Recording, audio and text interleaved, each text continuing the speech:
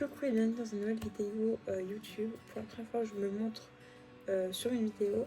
Et première vidéo aussi, on va parler de livres et non pas de crochet. Donc aujourd'hui, on se retrouve pour une vidéo où je vais faire entre guillemets la revue de tous les livres que j'ai lus durant le mois d'août. Sachant que le mois d'août n'est pas terminé, je ne vais pas avoir le temps de lire encore un autre livre, donc voilà. On va commencer par le premier livre, c'est celui-là. C'est Love and Otherworld de Christina Lauren avec mon accent anglais qu'on adore.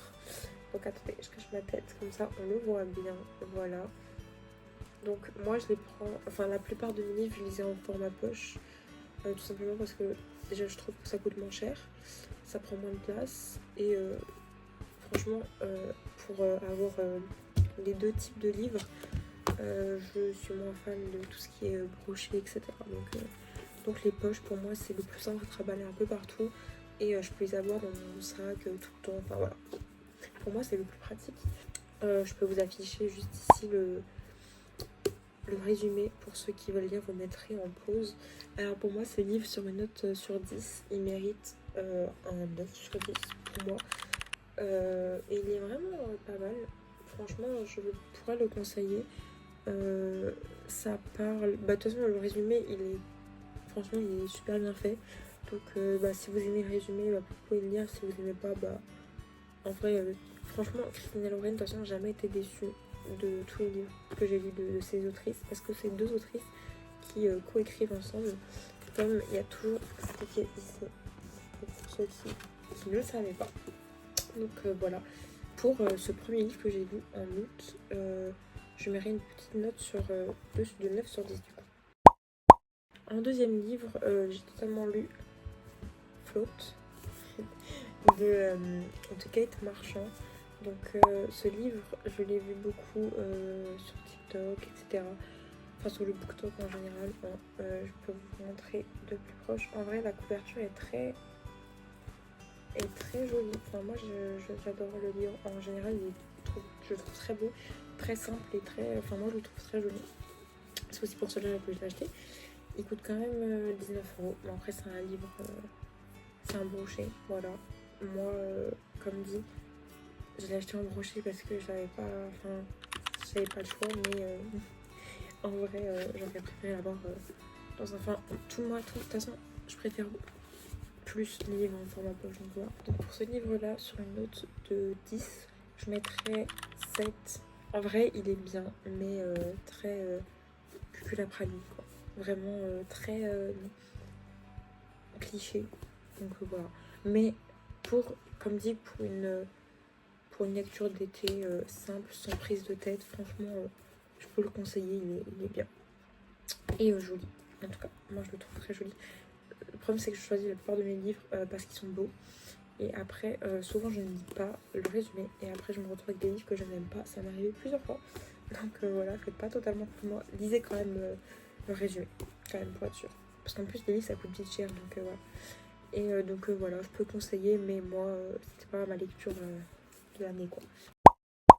Pour ma troisième lecture du mois, c'était Love Crescendo. Donc voilà. Et l'arrière, voilà.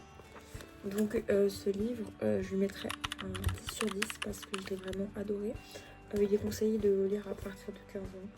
Voilà, moi je trouve que c'est une bonne idée de toujours respecter en fait l'âge, parce que certains livres ça peut marquer des personnes, donc respecter l'âge c'est quand même mieux. Et du coup ouais, ce livre je l'ai adoré, je peux vous le conseiller à 100%. Il est un peu triste mais ça va. Le livre que j'ai lu c'est celui-ci, donc franchement je l'ai bien aimé ce livre, mais hop, je vous montre comme ça, et comme ça il y a des petits dessins ici, très jolis. Il était assez cool, franchement. Je sais pas si je mettrais une note sur 10, je mettrais pareil que Float en fait, pareil que celui-là. Genre il était bien mais un peu cucu, malgré que je me suis fait spoiler. Donc en vrai juste, si vous achetez ce livre, n'ouvrez pas la fin des pages. parce qu'en fait on se fait spoiler. Regardez les super beaux dessins, parce que regardez, vraiment ce livre est très joli. C'est pour ça de base que je l'avais acheté, encore une fois. Voilà, très joli.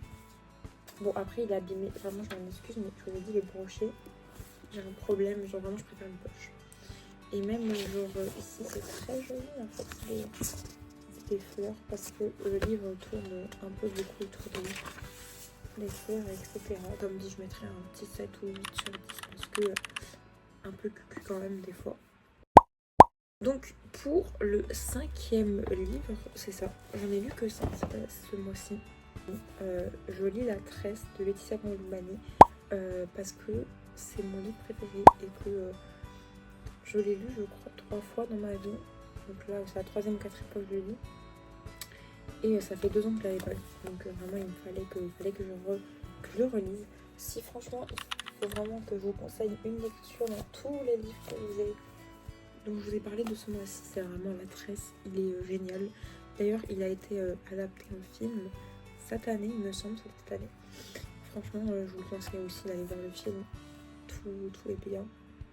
Et il y a la suite de La Tresse qui s'appelle Le Cerf-Volant, que j'ai pas encore lu, mais que je vais lire juste après avoir fini celui-là. Donc je vous ai dit, il me reste quelques pages, il me reste la moitié du livre à lire. Donc voilà pour mes petites lectures du mois.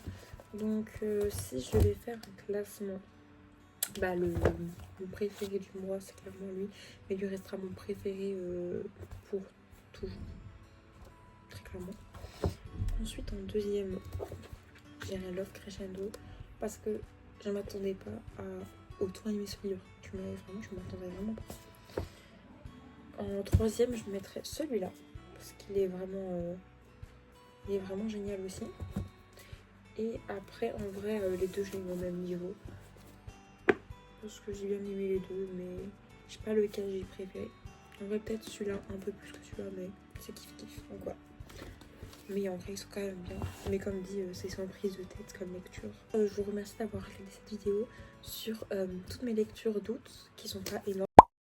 Je vous donne du coup rendez-vous pour la prochaine vidéo sur les livres ou sur le crochet, je ne sais pas encore. Si vous avez aimé la vidéo, n'hésitez pas à liker, à vous abonner.